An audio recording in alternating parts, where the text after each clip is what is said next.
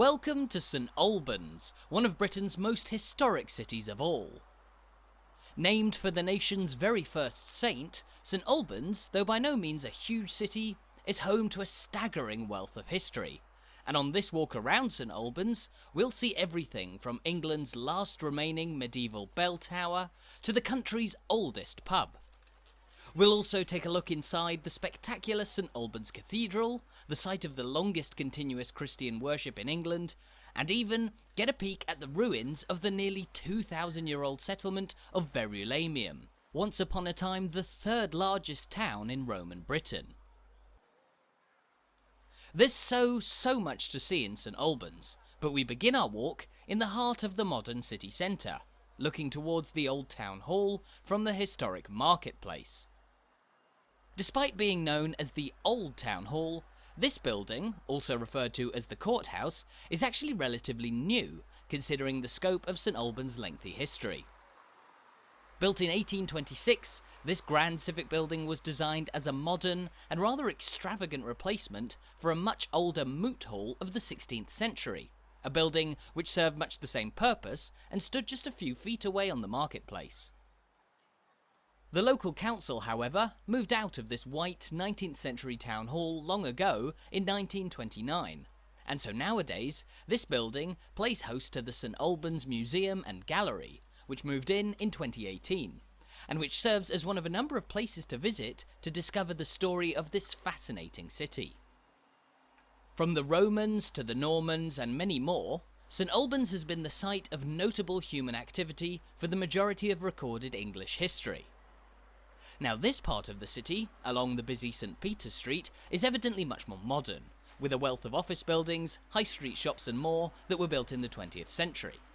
But interestingly, it was on this site that an important historical event took place all the way back in 1381. Roughly where the old town hall stands, it was in that year that a then 14-year-old King Richard II sentenced a man named John Ball to death.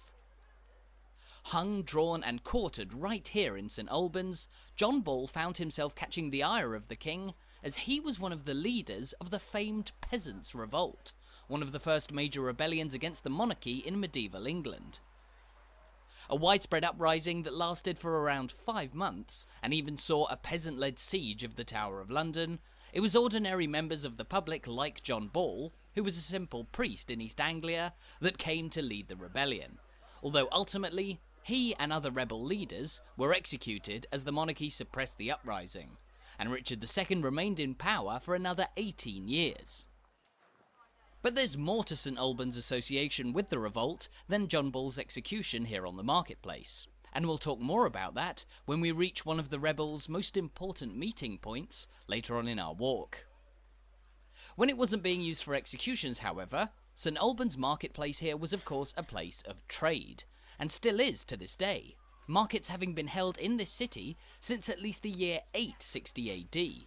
although that history can be stretched back even further to the 1st century AD, when trading took place on the forum of the Roman town of Verulamium.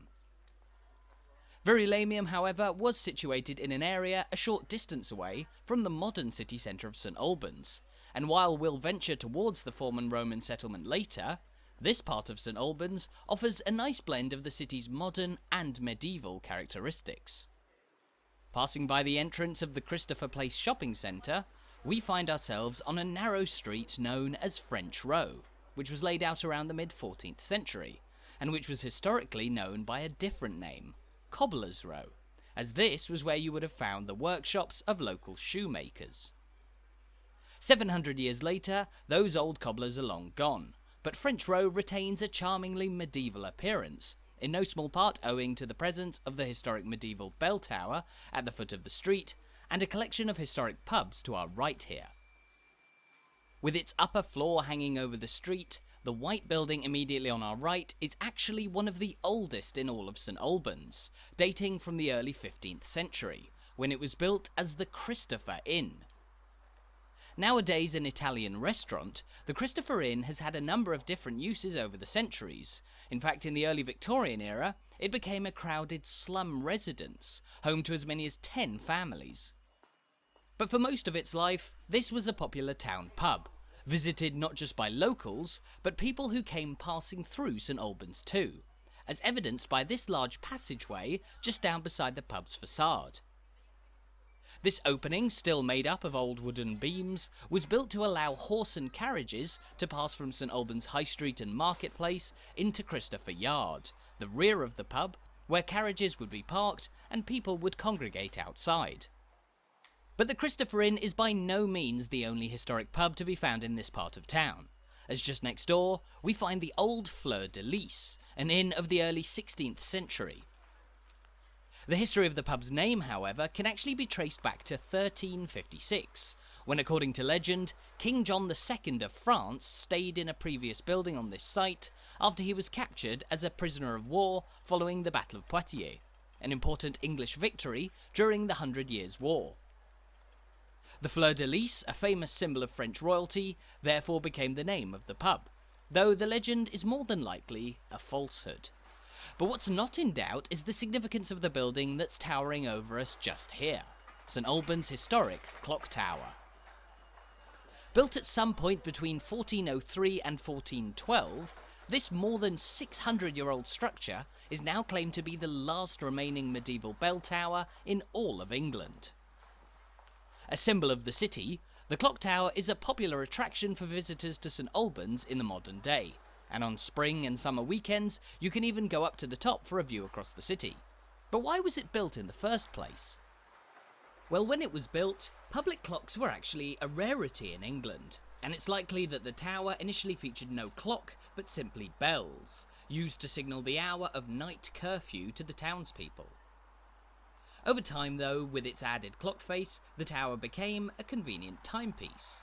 But by virtue of being built with local funds, it also served as an important show of independence by the people of St Albans in the face of the rule of the Abbot of St Albans, who ran the nearby abbey, and with it much of the economy of the medieval town. We'll talk more about that a little later on when we visit the old abbey turned cathedral. But here at the foot of the clock tower, we're looking at a fetching spiral bench that stands on the site of a pair of important historic structures. In 1294, St Albans was one of 12 places in England where a so-called Eleanor Cross was built on the orders of King Edward I, denoting the 12 places where the coffin of his late wife, Eleanor of Castile, rested nightly on its way from where she died near Lincoln to London. St Albans' Eleanor Cross, which stood just in front of us, was a famous local monument for centuries, but it was partially destroyed during the English Civil War of the 17th century, and was fully demolished in 1701, replaced by another, long since gone landmark, the old Market Cross, which was a covered, gazebo-like structure which market traders used to sell their goods, though this too was eventually demolished in 1810. The Market Cross was originally built, however, to stand just beside this busy road, the High Street, which before the development of St Peter's Street, where we started our walk, was the major thoroughfare through St Albans. Nowadays it's still an active place, and home to plenty more shops, including a particularly charming shopping arcade that links the busy High Street with the much calmer area surrounding St Albans Cathedral. Though not necessarily the most direct route between the city centre and cathedral, if you are in town, do take a stroll through this, known as the Village Arcade, which is delightful not just for its beautiful decorations, but also for its wealth of independent, locally run shops and businesses, including beauty salons, craft shops, and a lovely tea room that you'll find at the end of this covered street. Now, St Albans, a city of some 80,000 people in the modern day, has plenty of shopping facilities alongside its wealth of history. Quirky and quaint offbeat locations like the Village Arcade here are always a joy to visit, while St Peter's Street and the Maltings Shopping Centre are your go-to places if you're looking for familiar chains. And a spot of shopping can provide a nice break from all of the historic buildings and landmarks that you'll find in the city, particularly in the area we're just about to walk into. Venturing out of the Village Arcade and back into the sunlight, we now find ourselves in a small landscaped garden that separates the shops of the High Street with the immense St Albans Cathedral.